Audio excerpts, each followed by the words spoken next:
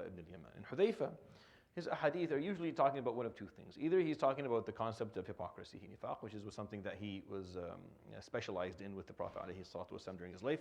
And the second one is he talks about what is to come, the fitan, the difficulties that are to come to our ummah, because it's something that he also showed interest in, and he memorized a lot of what the Prophet ﷺ talked about, and that's what this hadith is about.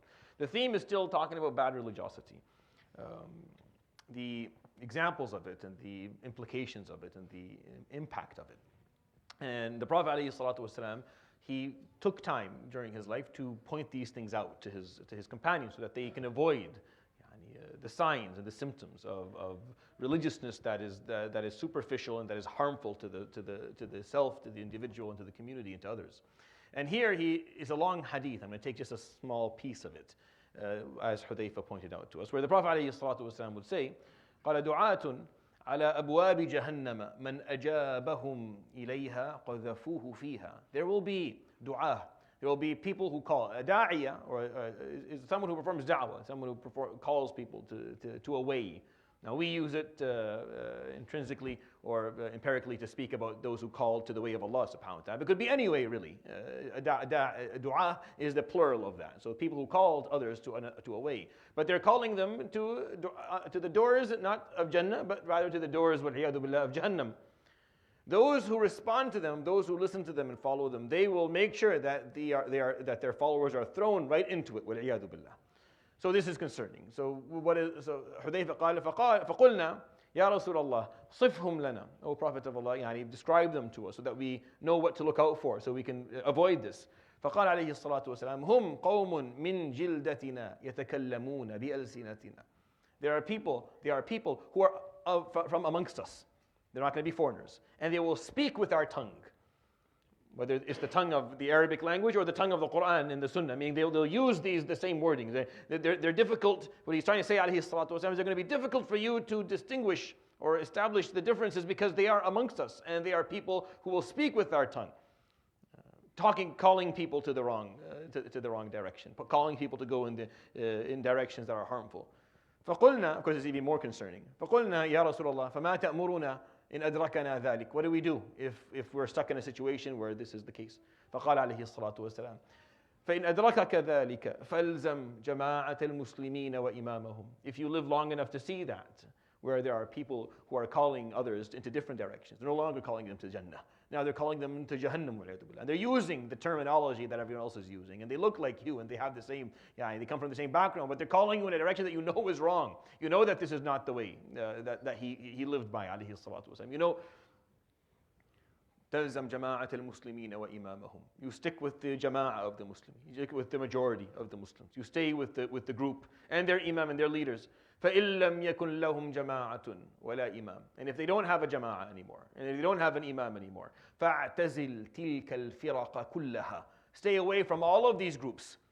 Stay away from all of these people who are calling to their agendas, trying to get people to buy in, drink their Kool-Aid, believe what it is that they have to say, and get them all lined up in their little groups so they can do and see through whatever it is that they want to see through in this world, whatever political or even religious agenda that they want to see through. Stay away from all of these groups. وَلَوْ أَن تَعَضَّ عَلَى أَصْلِ شَجَرَةٍ حَتَّى يُدْرِكَكَ الْمَوْتُ وَأَنْتَ كَذَلِكَ.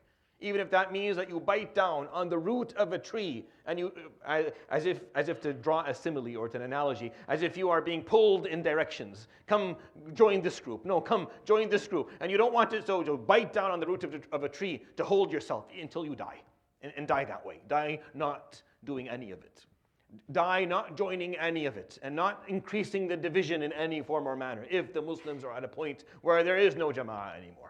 There is no group for the Muslims. There's no unity of any sort. There's no imam for them. They have no leaders anymore. Khalas, it's just groups, and each group is doing their own thing. Then stay away from all of it. That's what he said, alayhi salatu wasalam.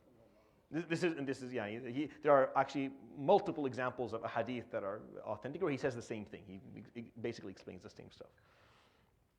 It's problematic because we live in a time where this is very prevalent. This is everywhere around you. People calling you in different directions, wanting you to believe something different, wanting you to take animosity with other Muslims, wanting you to see yourself as the one and only contender and carrier of al-haqq, and everyone else is wrong, and to see it's your way or the highway, and you're surrounded by it. You're surrounded by people who do this all the time. Our manhaj will always be, inshallah, for as long as I live, until I'm dead, that we will continue to gravitate towards the core of what this ummah is about, and to gather people around that which unites them, and to bring Muslims together, and to try to stay together for as long as possible. Not only is that what I do here, but that's what you should be doing at all times. Because he said, فَاعْتَزِلْ تِلْكَ الْفِرَقَ كُلَّهَا. Stay away from all of these smaller groups that are going to come out wanting to go in a different direction. Because it only increases the weakness of our ummah. And that's bad religiosity. And there's a lot of it. And if you are unlucky to be someone who is addicted to social media and you have allowed your algorithm to feed you, then you are being fed a lot of this garbage. And it hurts the heart, and it hurts the soul, and it hurts the strength of your religion, and it hurts everything that is good within you. And I advise you to try to the best of your ability to stay away from stuff like that.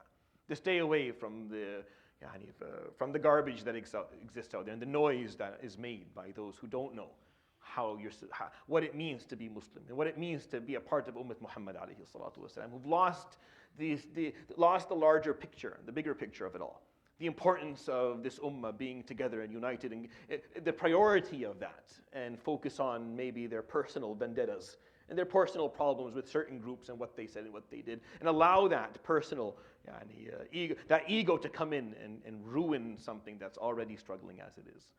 So think about that, because this is an important aspect of our religiosity and our fellowship of Muhammad alayhi salatu wasalam. يروي الإمام ابن ماجه في سننه بسند صحيح عن حذيفة بن اليمان رضي الله عنه قال قال رسول الله صلى الله عليه وآله وسلم دعاة على أبواب جهنم من أجابهم إليها قذفوه فيها فقلنا له صف لهم لنا يا رسول الله فقال عليه الصلاة والسلام هم قوم من جلدتنا يتكلمون بألسنتنا فقلنا فما تأمرنا إن أدركنا ذلك فقال إن أدركك ذلك فالزم جماعة المسلمين وإمامهم فإن لم يكن لهم جماعة ولا إمام فاعتزل تلك الفرق كلها ولو أن تعض على أصل شجرة حتى يدركك الموت وأنت كذلك. صدق رسول الله صلى الله عليه وسلم الحمد لله لا إله إلا أنت أستغفرك إليك وصلى الله وسلم وبارك على نبينا محمد وعلى آله وصحبه جزاكم الله خير بارك الله فيكم. السلام عليكم ورحمة الله تعالى وبركاته.